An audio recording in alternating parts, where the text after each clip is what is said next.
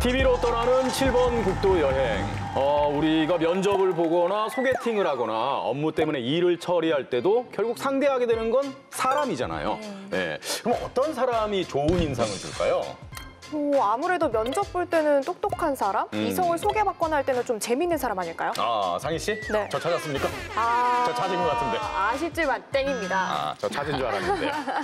네, 사람이 이래 똑똑스럽고 이렇게 말 잘하고 이러면 정말 호감도 가고 좋지요. 네. 근데 나는 사람 이름 좀 편안하고요. 자연스러운 사람. 난 이런 사람이 너무 좋아. 저를 보면서 말씀하신 거 보니까 명숙 누님이 저를 찾으셨네요. 제가 바로 좀 자연스러운 사람입니다. 근데 말씀하신 대로 뭐 아주 달변이고 말을 잘하고 재미있고 유머 감각이 아주 풍부한 뭐 그런 사람들도 좋지만 사실은 진짜 오래가는 건 상대를 편안하게 해주는 그런 자연스러운 사람인 것 같아요. 예. 자, 그런 자연스러운 사람 그리고 그런 장소가 어디겠습니까? 예? 뚱뚜둥뚱뚱 만나면 좋은 친구 MBC 문화방송 7번 국도 되겠습니다, 여러분. 자, 우리 이웃들의 삶과 이야기를 가득 담은 7번 국도 오늘도 출발합니다.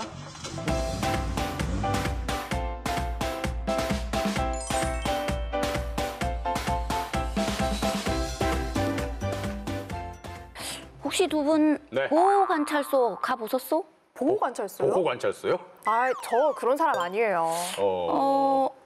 어때요? 가보셨어요? 저는 별명이 무법자입니다, 무법자. 법 없이도 살 수 있다, 이런 얘기죠. 왜 그래도- 그런 얘기를 물어보세요, 저한테? 그래도 한 번씩 가보지. 보호관찰소에 왜 가봅니까? 아이고, 누님. 벌써 편견이 아직도 있어, 편견이 있어. 그래요? 아니, 내가 얘기하려고 하는 보호관찰소는요. 네. 우리가 생각하던 그런 데가 아니래요. 이렇게 자연스럽게 할 수 있는 산책로도 있고, 예술작품을 감상할 수도 있고요. 근데 두 사람은 뭔 생각을 하고 세상 기겁을 하고 그러지? 하여튼 그 생각을 바꾸려면요. 예. 영상을 보면 생각이 확 바뀌어요. 얼픈 좀 복해줘요. 아니, 이거 말이 틀리잖아요. 오늘 무슨 미술 구경한다 그래서 왔더니 보호관찰소라니요. 아주 잘못한 게 없어요. 진짜예요. 아니, 이럴 수가. 왜 저러는 걸까요? 이게 뭐죠? 헐, 대박. 보호관찰소가 놀라운 변신을 했습니다. 미술 작품들과 함께 시민들과 편안하게 소통하는 공간으로 탈바꿈했다는데요. 보호관찰소를 오가는 사람들도 자연스럽게 이용할 수 있는 문화 공간으로 새 단장을 마친 그곳. 보호관찰소로 예술 만나러 가보실까요? 찾아간 곳은 춘천보호관찰소 강릉지소. 이곳으로 얘기하자면 보호관찰과 사회봉사, 범죄 예방 등을 위한 업무가 이루어지는 곳입니다. 지은 죄 없이 괜히 주눅드는 곳이기도 하죠. 그런데 언제부턴가 이곳에 낯선 정체의 그 무엇이 곳곳에 자리했으니 무슨 일인고 신기해하는 눈빛이 역력한데요. 그럼 여기 보호관찰소가 이사 가고 미술관이 새로 생긴 건가요? 아니에요? 참 자존심 상해. 오늘 계속 틀리네. 그럼 제가 오늘 낱낱이 한번 파헤쳐보도록 하겠습니다. 출발! 가자. 가야지. 출발했으면 가는 거야. 아니 그런데 뭔가 한참 분주한 손길이 눈에 들어온다. 안녕하세요. 네, 안녕하세요. 안녕하세요. 아니 지금 여기서 뭐 하고 계셨던 거예요? 작품 마무리하고요. 닦아내고 있었어요. 그렇구나. 네. 아니 근데요. 여기가 이런 게 막 들어오면 안 되는 곳이거든요. 여기 보호관찰소예요. 예, 잘 알고 있습니다. 아니 알고 계세요? 네네. 아니, 알고 계신데 여기에 왜 이런 미술 작품을 전시하신 거예요? 전시가 아니고 설치예요. 설치고요. 여기는 강릉시와 문화재단 그리고 여기 보호관찰소 그리고 작가들이 같이 협약을 맺고 예술 작품들을 설치하고 시민들까지 다 같이 작품을 공유하는 그리고 이해하는 공간이 된 겁니다. 아하, 이제야 실마리가 좀 풀리네요. 알쏭달쏭 수수께끼가 이제야 풀리나요? 이곳은 한마디로 말해 공동체 프로젝트로 진행 중인 미술 작업 현장입니다. 지난해 9월부터 예술로 편견을 허무는 작업이 한창이죠. 근데요 작가님, 네. 다른 곳도 있을 텐데 이곳 보호관찰소가 장소로 선정된 이유는 뭔가요? 이 딱딱한 공간이 가장 예술이 필요한 공간이 아닐까라고 생각했습니다. 정말 화사하고 보기만 해도 기분이 좋아지는 그런 작품들이 곳곳에 설치되고 있는데요. 이번 공공미술 프로젝트 이름은 새봄이라고 합니다. 혹독한 겨울을 이겨내고 다시금 찾아오는 따뜻한 봄. 그리고 편견을 딛고 새롭게 바라본다는 의미를 담고 있는 새봄 프로젝트는 이름처럼 많은 이들에게 희망의 메시지를 전하려 합니다. 이 뒤에 있는 이 작품이 제가 여기 와서 처음 본 친구들이거든요. 네. 아주 귀엽고 사랑스럽습니다. 그렇죠. 보기만 해도 기분이 막 좋아지는데 네. 저희 봄동동 팀이 기획한 조형물들은 체험형 조형물들이에요. 그래서 기존에 그냥 관람만 하시고 그냥 눈으로만 즐기시던 조형물에서 벗어나서 이곳에 이렇게 올라가셔서 여기 올라가서? 앉아서 앉아도 보시고 네. 리포터님 한번 올라가셔서 이렇게 한번 해보셔도 돼요. 작가님 실례되는 이제 말씀을 드리자면 네. 사실 먼저 올라타봤습니다. 네. 자, 이렇게 멋진 작품들을 네. 이렇게 설치를 해주셨어요. 참여하신 소감이 어떠신가요? 다른 팀은 잘 모르겠지만 저희 조형물 팀 같은 경우에는 조형 작가 5명과 페인팅 작가, 이제 회화 작가 2명이 이렇게 결합을 해서 작업을 하는데 정말 저희는 몰랐던 부분들을 서로 알게 되는 정말 소중한 3달의 시간이었고요. 그리고 뜻이 맞는 후배들 또 선배님들 정말 너무 소중한 시간이어서 다들 굉장히 친해졌어요. 그래서 또 팀이 모여서 지금 다른 작업을 하는 또 친구들도 생겼고요. 협업을 하니까 더 큰 것들을 만들어낼 수 있다는 거에 대해서 다들 참 많은 걸 배울 수 있는 소중한 시간이었죠. 네.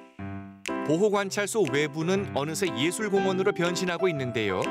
조각 작품 하나가, 눈길을 끄는 작품 하나가 주변의 공기까지 편안하게 만드는 힘을 보여줍니다.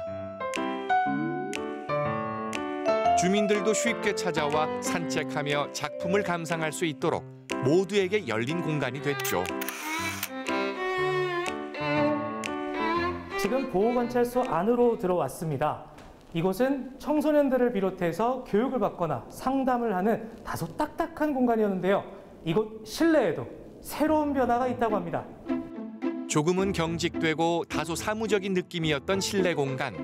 하지만 이곳을 미술관처럼 만들고자 손길을 더해 마치 북카페에 온 듯 밝고 따뜻한 공간으로 변신시켰는데요. 작가의 손길이 더해진 시멘트 공간은 자연의 품처럼 포근합니다. 마치 이야기를 건네올 듯 동심의 세계가 펼쳐지죠. 지금 밖에서 네. 굉장히 또 멋진 작품들을 만나고 왔는데 네네. 이곳 안으로 들어오니까 또 새로운 작품들이 많은 것 같아요. 네네. 특히 이 작품은 굉장히 독특해 보이는데 네네. 작품 설명 좀 해주시죠. 예. 작품 제목은 미소 지오봄이라는 이름이고요. 웃는 이미지는 그 행복한 웃음은 그 웃는 이미지만으로도 다른 사람에게 행복감을 줄 수 있는 힘이 있다고 해요. 그래서 웃는 이미지로 모든 사람들이 불안한 마음이나 초조함은 없어지고 행복한 마음을 가졌으면 하는 의미에서 작업을 했습니다. 이 작품을 만들게 된 계기가 있으실 것 같은데 어떻게 만드시게 되셨나요? 계기는 우리가 명주 바람 팀의 박세근 작가 참여 작가입니다. 그래가지고 명주 바람이라는 게 가만 생각해 보니까 강릉의 삶을 얘기하더라고. 강릉 삶. 그래가지고 여기에 삶의 다양한 모습을 넣기 위해서 이런 작업을 했습니다.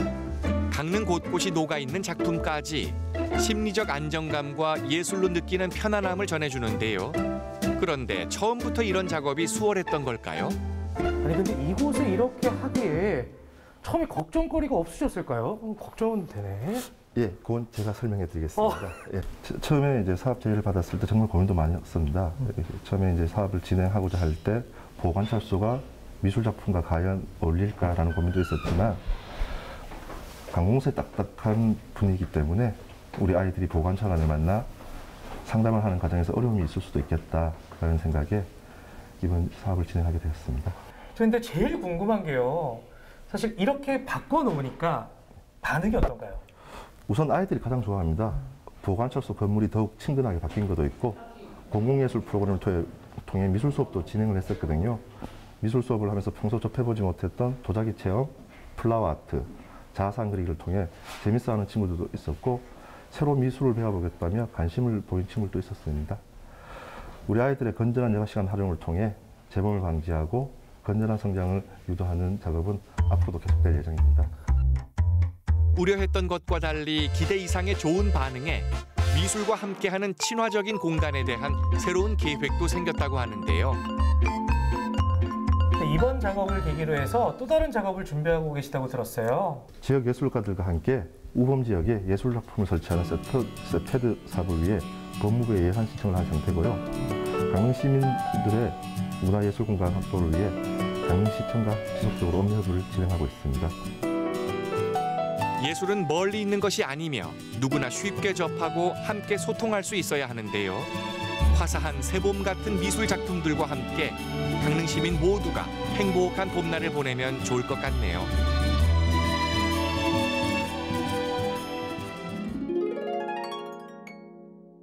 아, 진짜 보고 나니까 누님 말씀처럼 제가 좀 편견이 있었네요. 네, 반성하게 됩니다. 사실 뭐 바뀐 거라고는 예술 작품이 이렇게 들어온 거잖아요. 예, 그런데도 분위기도 확 바뀌고 또 우리가 갖고 있던 어떤 선입견도 없어지게 만들고 그런 효과가 있네요. 네, 맞습니다. 코로나로 인해서 힘든 지역 미술가들에게도 좋고 보호관찰소로 오는 분들에게도 심적으로 좋고 또 지역 주민들에게는 볼거리가 생겨서 좋고 일석삼조네요. 아하. 예, 이런 게 바로 발상의 전환이라니요. 네. 그러니까 공공기관이나 뭐 우리 도시의 뭐 약간 뭐 우범지나 이런 데다가 이렇게 예술 작품을 좀 이렇게 설치하고 이래서 밝은 분위기를 주면 아유 기분도 좋아지고 얼마나 좋아요. 그러니 날씨도 좋고 이러니 이번 주 좀 마실 삼아 좀 댕겨 오시오야.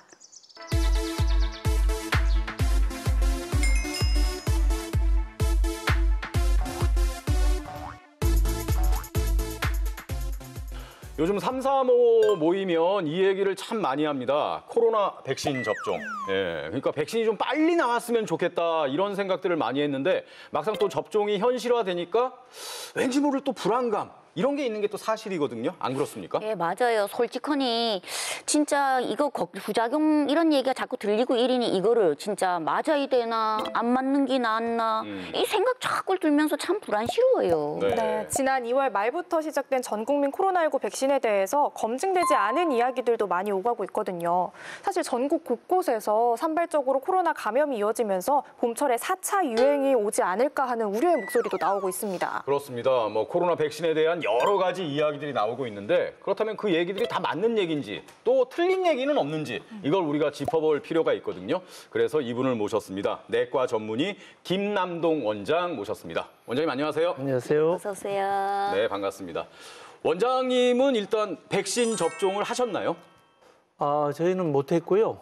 저희가 하는 기준이 국가 접종 계획에 의하면 네. 코로나 환자를 보지 않는 그런 의료기관 종사자는 5월 달부터 하는 걸로 돼 있어 저희는 아직 못했죠. 아, 그렇군요. 그럼 원장님은 이제 5월 이후에 그렇죠. 접종을 하시겠네요. 그러면 원장님은 접종에 대한 불안감 뭐 이런 거는 없으십니까?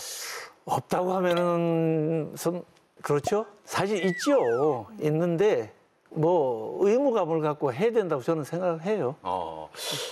내과 전문의 선생님이 또 나에게도 사실은 불안감이 조금은 있다 이렇게 말씀하시니까 오늘 함께 해야 할 이야기가 더 중요하지 않나 그런 생각이 들어요. 그러니까 백신 접종으로 하루빨리 좀 코로나가 종식됐으면 좋겠다. 이건 우리 모두의 마음 아니겠습니까? 근데 그만큼 또 정보가 막 범람하고 그 안에는 분명히 잘못된 정보도 있고 루머도 있을 거란 말이죠. 예, 오늘 이거 좀 짚어보겠습니다. 자, 제일 먼저 이제 안전성 문제인데 코로나 백신이 너무 급하게 단시간에 개발됐기 때문에 이게 위험하다 이런 얘기가 있잖아요. 가능한 얘기죠. 원래 이제 백신을 개발하는 역사적으로 최소 보통 10여 년 이상 걸려서 백신이 만들어지거든요. 네. 그런데 코로나는 나온 지 1년도 안 됐는데 바로 상용화가 된 거예요. 네. 물론 그것이 유전공학 기술이 발달해서 그런 것도 있지만 결론적으로는 안전성을 검증할 만한 시간 여유가 굉장히 없었던 거죠. 그런데 뭐 전 세계적으로 코로나가 퍼지고 난리 나니까 한 수 없이 급하게 만들다 보니 안전성 문제가 대두될 수밖에 없지요. 근데 이 원장님요, 이게 아스트라제네카나 화이자 이게 뭐 많이 달라요. 어떤 사람들은 뭐 이게 낫다, 저게 낫다 이런 얘기도 하는데 원장님 생각은 뭐 어떠세요? 일단은 백신이라는 것의 원리를 조금 이해하시면은 우리나라에서 맞는 백신의 종류와 그다음에 부작용과 뭐 효용성, 그다음에 효율성 이런 것을 조금 이해할 수 있거든요. 네. 그래서 제가 이 도표를 준비를 했어요. 우선은 기본적으로 백신이 어떤 원리로 작용하는가를 이해하실 필요가 있어요. 우선 예방접종을 하면은 우리 몸에 있는 면역세포가 그것을 인식해서 중화항체라는 거를 만들게 돼요. 그러고 난 다음에 바이러스가 몸에 들어오면은 이 중화항체가 바이러스에 달라붙어 갖고 바이러스를 제거하는 것이 예방접종의 원리거든요. 네. 그 예방접종의 원리에서 여기를 잘 봐주세요. 여기 이제 코로나 바이러스인데 여기에 돌기가 있죠. 요 돌기. 예. 요 돌기가 굉장히 중요한 역할을 하는 것이에요. 이 돌기가 우리 몸으로 들어왔을 때 돌기가 세포 속으로 들어올 때 열쇠 같은 역할을 하는 거예요. 거기에 리셉터라는 그 수용체가 있거든요. 거기에 딸랑 붙어갖고 열쇠를 열고 이 바이러스가 세포로 쏙 들어오거든요. 그러면서 세포 안에서 복제를 많이 해서 네. 그 복제한 것이 또 우리 몸으로 확 퍼져요. 그러면서 병이 생기는 거거든요. 네. 그러다 보니 요 돌기에 대한 항체를 만드는 것이 가장 중요하거든요. 아, 돌기를 없애야겠네요. 없애는 방법도 여러 가지 있는데 어쨌든 그래서 그것을 이제 하나하나 보면은 바이러스 벡터 백신이라고 지금 아까 말씀하신 아스트라제네카 백신인데 요거는 요게 이제 우리가 감기를 앓다 보면은 감기 바이러스 중에 제일 많은 게 아데노바이러스라는 바이러스가 있어요. 예. 그 아데노바이러스라는 바이러스 속에 있는 자가 복제 면역하는 그런 그 유전자를 빼고 코로나 바이러스의 요 돌기를 만드는 단백질을 만드는 유전자를 여기다 집어넣어 버려요. 집어넣고 이거를 우리 몸에다 주사를 하는 거죠. 그렇기 때문에 아스트라제네카 백신은 우리가 보통 뭐 화이자 백신은 영하 70도에다 이렇게 냉동시키잖아요. 예. 이 백신은 한 2 내지 8도 정도. 왜? 죽으면 안 되니까. 얘는 살아있는 거예요. 이 속에서 요거를 만드는 유전자를 집어넣기 때문에 우리 몸에 주사를 맞으면은 이 바이러스가 그 유전자를 통해서 요 돌기의 항원을 만들어요. 항원을 만들면 우리 몸에서는 면역 반응이 생겨서 거기에 대한 항체를 만들어 놓거든요. 네. 그러면 다음에 들어왔을 때 이렇게 제거하는 거예요. 예. 자, 이게 아주 신기술이죠. 옛날 같으면은 요 아래는 불알화 백신이라고 바이러스를 열이나 또는 약이나 방사선이나 이런 걸로 죽여버려요. 죽여서 그냥 바로 놔주는 거죠. 그럼 걔가 죽었으니까 우리 몸에 걸리진 않고 바이러스가 들어왔으니까 거기에 대한 항체가 만드는데 문제는 그 죽이는 과정에서 여기에 있는 이 단백질이 돌기 단백질이 변질이 되는 거예요. 네. 그러다 보니까 효용이 떨어지는 거죠. 그거를 지금 만든 데거든요. 중국에 있는 시노팜, 시노백. 중국 백신이 이렇게 죽여서 만든 백신이 되겠어요. 이 고래 옛날부터 썼던 방식이 되겠어요.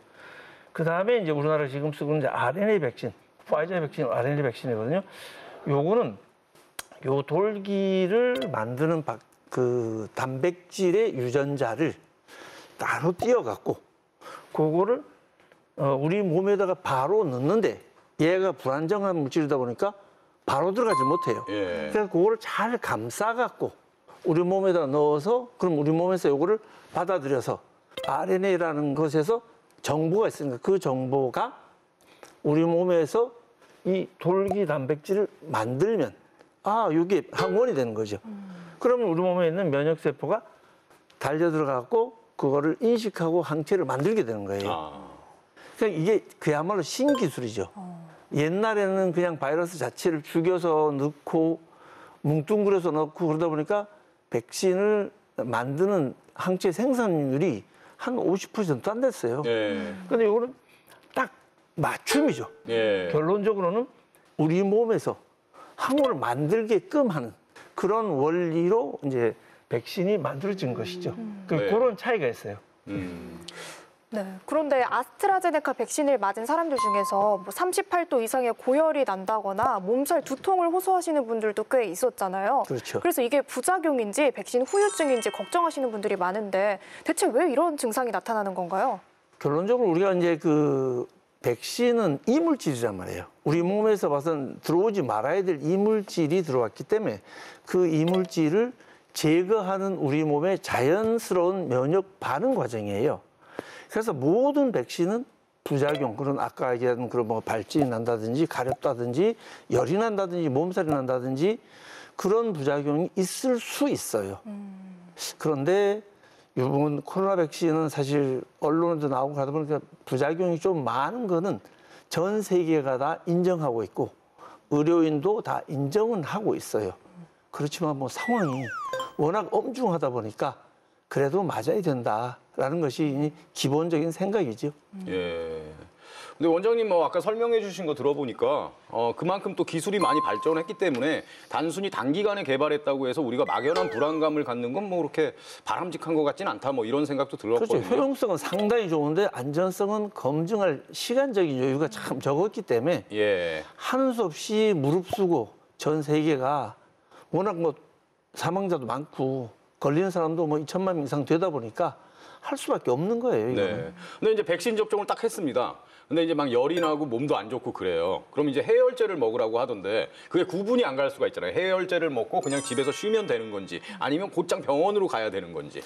우선은 맞고 난 다음에 병원에서 15분 내지 30분 정도는 대기하고 계셔야 돼요. 네. 왜냐하면 아나필락시스라고 급작스럽게 나타나는 부작용 이상 반응이 올 수 있거든요.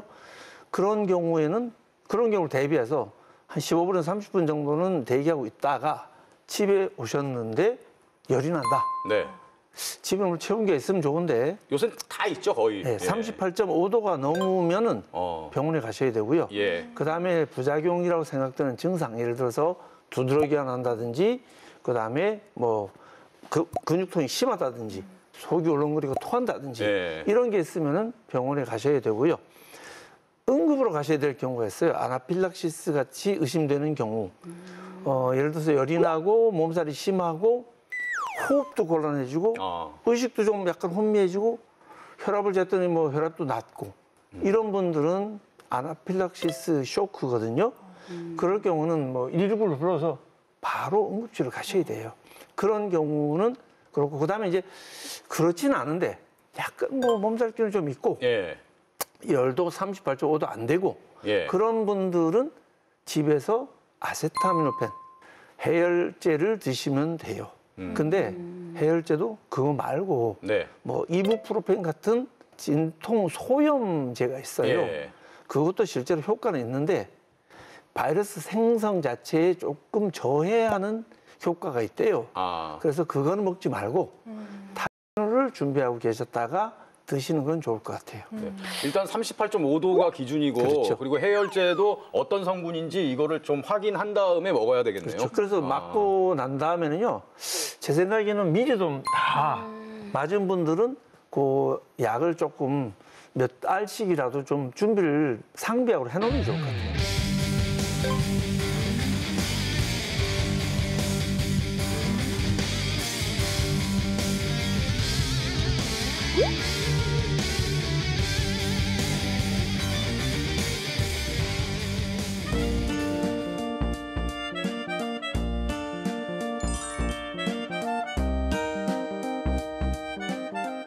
요즘엔 코로나 바이러스가 제일 무섭잖아요. 근데 제가 어렸을 때만 해도 과학책 같은 거 읽으면 막 그런 말도 써 있었어요. 나중에 미래가 되면 감기 때문에 사람이 죽을 수도 있다. 막 이런 게 써 있고 그랬는데 사실 그때는 그거 읽으면서 뭐 무슨 에이 뭐 설마 그러겠어? 막 이런 생각하던 때도 있었거든요. 네. 아, 그게 그러니까 벌써 언제였더라? 그 영화 외에 네. 터미네이터. 터미네이터. 네. 그거 봤지요? 당연하죠. 거기 보면 네. 맞아요. 그거 보면은 우리 먼 미래에 정말 너무 막 개발하고 이래서 환경이 오염되고 결국은 지구가 이래 망하고 이러잖아요. 그렇죠. 그땐 그거 보면서 야 진짜 저거 영화 같은 얘기다. 우리가 막 일찍 그랬거든. 그렇죠. 그럼 두 분이 책과 영화로만 접했던 바로 그 시대를 지금 저희가 함께 살아가고 있는 거네요. 슬프네요, 갑자기. 왠지 살짝 세대 차이가 느껴지기도 하는데 그렇다면 조금 더 먼 과거로 함께 떠나보실까요? 그때 그 시절 우리의 건강과 위생을 위해서 어떤 일들이 있었는지 옛날 TV 함께 만나보시죠.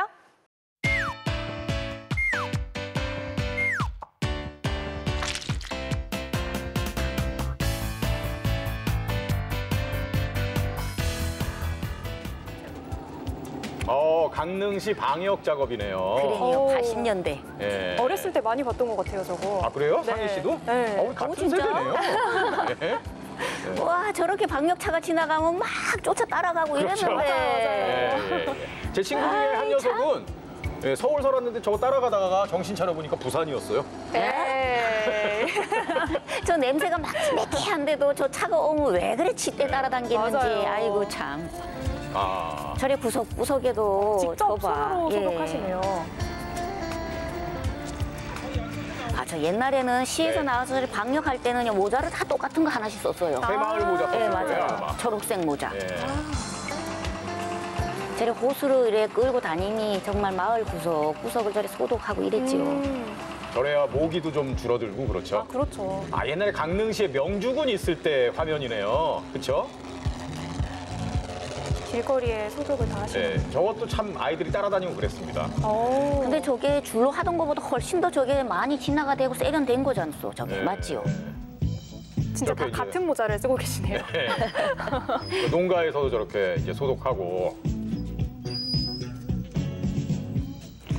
아유, 지금도 비료 주고 이럴 때 집에서는 저런 거 다 쓰는데. 90년대네요. 예, 태백시에서 방역 작업하는 분들이네. 저 연기 같은 걸 엄청 좋아하거든요, 어린이들이. 맞아요. 네. 저도 신비스럽잖아요. 그러니까요. 결핵 예방조사 접종과 검사가 예방 보건소에서 접종. 아, 결핵 예방주사네요. 말라리아도 예방주사 맞고. 하여튼 예나 지금이나 주사는요 공포스러워. 맞아요. 맞습니다. 아파. 네. 저런 예방 주사는 더 아픈 것 같아요, 예, 왠지. 많이 아파. 아, 영유아 예방접종. 아이들 키우면서 영유아 예방접종 중요하죠. 아, 그래서 수첩이 있어요, 수첩. 그럼요. 수첩대로. 네. 아유, 애기들- 아, 저래 울면 네. 마음이 너무 아파. 아이고. 그래도 건강하게 자라야 되니까 저 꼭 맞아야죠. 네. 아이고. 너무 서럽게 아이고, 아이고, 우네요. 아이고. 남의 일 같지 않네. 네. 근데 요새는 제가 아이들 키우다 보니까 이 예방주사가 되게 간편해지고 구멍 뽕뽕 나게 여기 어깨 쪽에 이렇게 맞고 맞아요. 그래요. 네. 우리는 이런데 막 그 자국도 엄청 났었는데. 보건소네요. 아, 예전에는 가족 계획 저런 거 중요시했잖아요. 맞아요. 네. 아들, 딸 구별 말고 둘만 나 잘 기르자 이런 그렇죠. 것도 있었고요. 네. 또 하도 남아 선호 사상이 있으니 아유 잘 둔 딸 하나. 네. 아, 건강보험증 저거 있어야지 옛날에는 혜택 받을 수 있었잖아요. 예, 예. 안 갖고 하면 안 됩니다. 네. 예. 아이가 겁을 많이 먹었네요, 지금. 아, 성산면 보건지소. 아, 군부대 무료 진료. 아. 어. 그러네요. 아이고 군에서 단체로 나와가지고 온 장병들이 마을 나와서 주민들은 이렇게 어르신들 맞아. 봐드리는 거죠.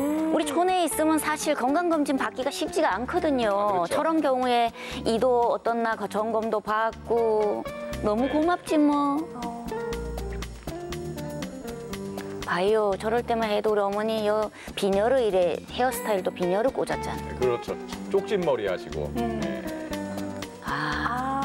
약 처방도 해주고. 저 당시는 이제 그 의약분업 전이기 때문에 약 처방을 할 수 있었던 거죠. 아, 동시에 같이 할 수 있었죠. 그렇죠. 어린이 일본 뇌염 예방 접종.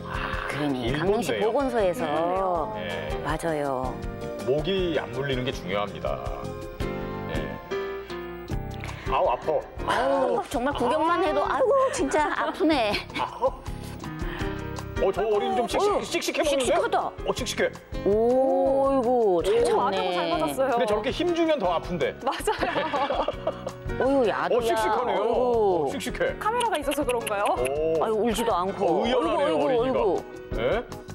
풍진. 아, 풍진 예방. 소아과 병원에서 아이고.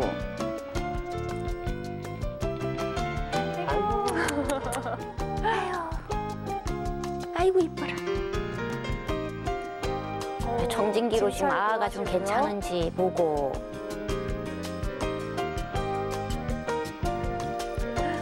아유, 포대기 색깔 네. 봐라. 빨간 걸로 저래 맸네요. 디스토마 검사. 디스토마가 뭐예요? 디스토마 기생충입니다. 네, 민물고기 같은 거 회로 막 먹고 그러면 말이죠. 생깁니다. 네.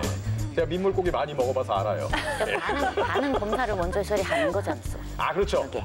부작용이 있는지 그렇지. 없는지. 저걸로 검사할 수 있어요? 저걸 일단 막고 예, 놓고 기다려야지. 네. 그래서 괜찮으면 이제 그래서 접종하는 거죠. 사이즈를 넘어가면 안 되는 거죠. 예? 그렇구나. 그러니까 붙는 게. 예. 강원도 이동 순회 진료. 그렇죠. 정말 이제 시골 마음은 예, 고맙지요. 저래 차로 와가지고 진료를 해주고 이러면 그쵸. 너무 고맙지. 치과 진료도 평소에 보시고. 치료 못 받던 치료도 저래 치과 치료도 할 수 있고. 네. 이 화면 보니까 진짜 예나 지금이나 우리 의료진들 고맙다는 생각이 드네요. 네, 맞아요. 맞아요. 고맙지요.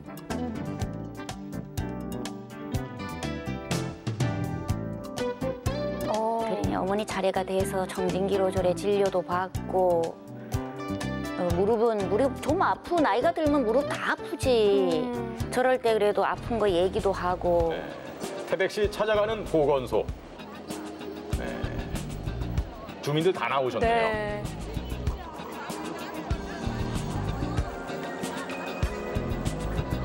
차트 쓰는 거죠. 그러니까 주사 누구는 맞고 누구는 안 맞고 이러면 그렇죠.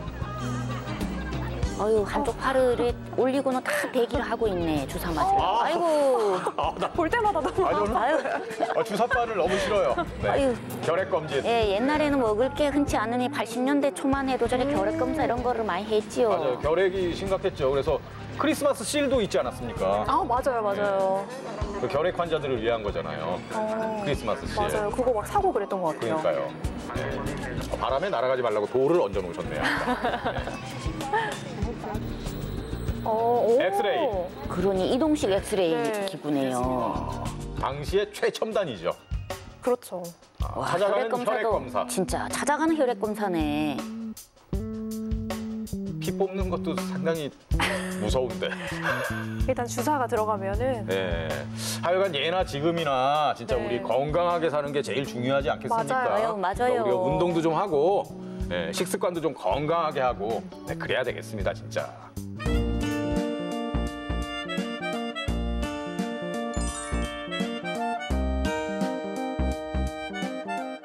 코로나19가 장기화되면서 많은 것들이 비대면으로 이루어지고 있습니다. 그 가운데서도 특히 이제 쇼핑, 그리고 지역 축제, 이런 것들은 비대면이 대세예요. 네. 예, 진짜 그 외출하는 것도 좀 자제를 하고 사람 만나는 것도요 좀 줄고 이래서 우리가 진짜 받아들일 건 받아들여야지요. 맞습니다. 네, 그래서인지 요즘 지자체에서도 비대면 방식으로 지역의 관광 명소를 알리고 있는데요. 최근 정선 고안에서는 웹툰을 연재하고 있다고 하죠. 그렇습니다. 정선군 고안읍을 배경으로 한 추리 웹툰, 추리 웹툰이 인터넷 포털 사이트에 연재되고 있습니다. 자, 자세한 이야기 화면으로 만나보시죠. 영화나 드라마를 보면 주인공이 있는 저 장소는 어디일까 궁금해지죠. 평소 사람들이 잘 찾지 않던 곳도 촬영지로 입소문이 나면 금세 관광명소로 떠오릅니다. 요즘은 웹툰이 대세. 우리의 일상에 깊이 스며든 웹툰을 통해 지역 홍보에 나선 정선 고안의 이야기를 들어보시죠. 조용하고 평화로운 동네에 어느 날 의문의 살인 사건이 일어났습니다. 실제로 일어난 건 아니고요. 웹툰 야생화 살인 사건에서 벌어지는 이야기인데요. 스토리 구성을 맡은 이계현 작가를 만나봤습니다. 이번에 야생화 살인 사건의 스토리를 맡고 있는 이계현이라고 합니다. 반갑습니다. 네, 저도 진짜 너무 흥미진진하게 잘 보고 있는데 야생화 살인 사건 웹툰에 대해 소개 한번 부탁드릴게요. 네, 일단 서울에서 이제 천재소년으로 불리고 있던 주인공이 이제 고안으로 내려오면서 일어난 살인 사건을 풀어나간다는 그런 스토리를 담고 있습니다. 그러면 고향이 원래 정선이신 거예요? 아니요, 전 서울 토박이입니다. 서울 토박이 분이신데 그러면 사전조사차 정선은 몇 번 정도 오셨어요? 총 5번 정도 왔던 것 같습니다. 처음에는 이제 읍장님과 이제 미팅 때문에 한번 왔었고요. 그 다음부터는 이제 스토리 초안을 만들기 위해서 이제 3가지 안을 만들어서 이제 보내드리고 그 후에 이제 픽스가 되고 나서 쭉 진행하면서 그림 작가와 협의하기 위해서 3번 정도 더 방문을 했습니다. 정선 고안을 배경으로 한 추리 웹툰 야생화 살인 사건은 지난 2월부터 인터넷 포털 사이트 도전 만화에 연재 중인데요. 매주 월요일마다 한 회씩 업로드되고 있습니다. 고안을 배경으로 한 웹툰을 만든 이유가 있을까요? 네, 고안읍은 전국 최대 야생화 군락진 한백산 야생화를 배경으로 각종 관광 산업을 진행하고 있습니다. 비대면 시대에 고안읍을 홍보하고 지역 경제 활성화에 도움이 되는 방안이 무엇일까라는 것을 고민하게 되었죠. 오랜 고민 끝에 생각해낸 것이 바로 웹툰인데요. 남녀노소 누구나 쉽게 접근할 수 있는 웹툰에 지역의 명소들을 자연스럽게 녹여낸 겁니다. 자, 그럼 웹툰에 등장하는 고안의 대표 관광지를 찾아가 볼까요? 이곳은 매년 여름 야생화 축제가 열리는 한백산 만항제입니다. 형형색색의 야생화들이 지천에 피어 산상의 화원이라고도 불리는데요. 화려한 자태를 뽐내는 야생화를 감상하며 걷다 보면 힐링이 절로 되죠.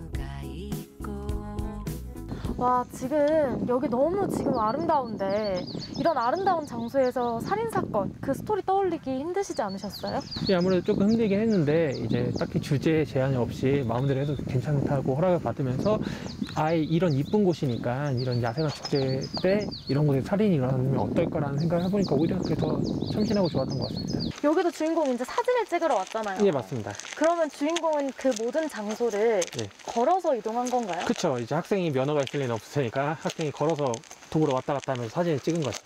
그럼 세 가지 장소 거리를 가늠하는데 좀 어려우셨을 것 같아요. 예, 직접 걸으려고 하는데 그건 좀 힘들었을 것 같고, 그래서 지도 앱 이용해가지고 도보상으로 몇 분 걸리는지 그런 걸 체크하면서 스토리 진행했습니다. 이번엔 웹툰의 주인공 천재소년이 다니는 학교를 찾아가 봤습니다. 전학을 오자마자 동아리에 가입하게 된 천재소년. 웹툰에 등장하는 더 워너비 동아리 학생들은 마을 행사에 직접 참여해 힘을 보태는데요. 이건 작가의 상상이 아닌 실제 이야기입니다. 네, 우리 작가님이 영감을 얻었다는 동아리 친구들을 만나러 왔습니다. 네, 우리 더 워너비는 어떤 동아리인가요? 더 워너비는 청소년들이 지역의 문제를 직접 찾고 그걸 어른들과 함께 소통하며 해결하는 동아리입니다. 구체적으로 어떤 활동을 하나요? 축제 때 행사로 MC를 하거나 아니면 지역의 프로그램을 같이 운영을 하고 있습니다. 우리 친구들이 그렇게 주민분들을 도와드렸을 때 주민들 반응은 어땠어요? 주민들분들이 너무 감사하다고 엄청 뿌듯해 하셔가지고 저희가 괜히 막 부끄럽고 그랬어요. 고안을 배경으로 한 웹툰은 되게 나올 거라고는 상상을 안 했는데 나와서 저희가 사는 동네여서 더욱더 뭔가 뿌듯하거나 기분이 더 좋은 것 같고, 웹툰에 나올 정도로 성장했다는 것은 좋은 모습을 많이 보여주었기 때문이라고 생각합니다. 앞으로 더욱더 좋은 동네를 만들기 위해 주민분들과 함께 노력하겠습니다. 이외에도 광산을 테마로 한 구공탄 시장을 비롯해 고안에 오면 꼭 들려야 할 명소도 빠짐없이 등장합니다. 특히 이곳은 국내에서 처음 문을 연 곳이죠. 마을 전체가 하나의 호텔로 운영되는 고안 18번가입니다. 네, 저희가 이제 또 새로운 장소에 왔는데요. 이곳은 어떤 곳인지 간단하게 소개 부탁드릴게요. 예, 웹툰에서 이제 주인공이 숙박하는 곳으로 여기가 이제 이 고안 주민들이 같이 운영하는 마을 호텔이라는 곳이거든요. 그래서 이 근처에서 이제 이 호텔에 숙박하게 되면 근처에 할 수 있는 것들이 여러 개 있는 그런 의미 있는 곳이어서 약간 여기도 좀 등장시키고 싶은 욕심에서 이제 주인공이 여기 숙박하는 걸로 그렸습니다. 영화나 드라마가 아닌 웹툰으로 만나는 동네 이야기에 주민들의 관심 또한 높은데요. 과연 주민들은 웹툰 야생화 살인 사건을 어떻게 보고 느끼고 있을까요? 고안읍을 배경으로 한 웹툰이 있다는데 알고 계세요? 네네, 저도 그 소문을 듣고 접해봤어요. 벌써 보셨어요? 네, 봤어요. 보고 나서 소감 어떠셨어요? 스토리가 1회 지나고 2회 지나고 3회 지나가면서부터는 바로 이거다라는 느낌을 딱 받았어요. 점점 재밌어지기 시작하면서 호기심이 확 생겨버리더라고요. 예, 그러면서 깜짝 놀란 건 그 만화의 뒷그림이 우리 마을이 다 그려져 있는 거예요. 마치 사진을 찍어가지고 그 뒤에다가 갖다 넣은 것처럼 너무 디테일한 모습들이 있어가지고 정말 놀랐어요. 그러면서 굉장히 뿌듯했어요. 저희 주민들이 직접 준비했던 야생화 축제장이라든지 아니면 동네에 있는 마을 호텔이나 학교들 제가 다녔던 그러니까 그런 곳들이 그 웹툰 곳곳에 나타나니까 그게 너무 재밌었어요. 이제 살인 사건이 일어나는 거잖아요, 마을에. 보실 때 뭐 약간 기분이 조금 그렇다거나 이게 왜 우리 마을에 살인 사건이 하는 그런 느낌은 안 드셨어요? 뭐 그런 거부감은 별로 없는데요. 단지 이제 그게 만화잖아요. 그 흥미적인 요소로 그런 것들 쓰고 있는 거니까 이해는 됩니다. 많은 장르 중에 추리 웹툰인 이유가 있을까요? 고안읍이 지금 현재 추리마을을 지향하고 있어서 그 추리마을에 맞는 장르가 무엇이 있을까 생각을 했는데 아무래도 추리 웹툰이 조금 더 적합하지 않을까 싶어서 장르를 추리로 진행하게 되었습니다. 이제 고안을 배경으로 그린 웹툰을 작업하시면서 느끼신 점이 있을까요?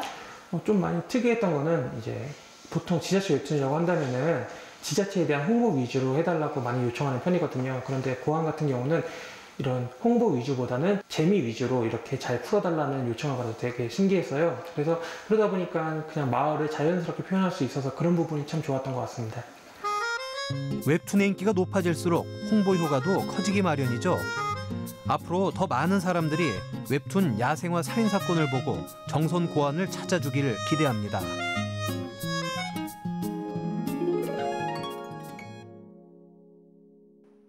네, 웹툰에 등장하는 고안의 명소부터 스토리 구성에 도움을 줬던 고안중학교 학생들까지 만나봤습니다. 우리 지역을 웹툰으로 만날 수 있다는 게 참 새롭네요. 그렇죠. 아이 그러게요. 그러니까 많은 사람들이 이런 영상이나 이런 웹툰 같은 걸 좀 보고 우리 지역에 좀 관심을 좀 많이 갖고 이랬으면 참 좋겠다는 생각이 들고요. 근데 이게 뭐 반응은 좀 어때요? 반응이 좋습니다. 조회수도 상당히 높고 그리고 이제 별점, 평점이 있거든요. 평점도 아주 좋습니다. 그러니까 뭐 기회가 되시면 웹툰 찾아서 좀 보시는 것도 괜찮고 더 기회가 되신다면 그 배경인 정선군 고안읍을 한번 찾아보시는 것도 괜찮을 것 같습니다.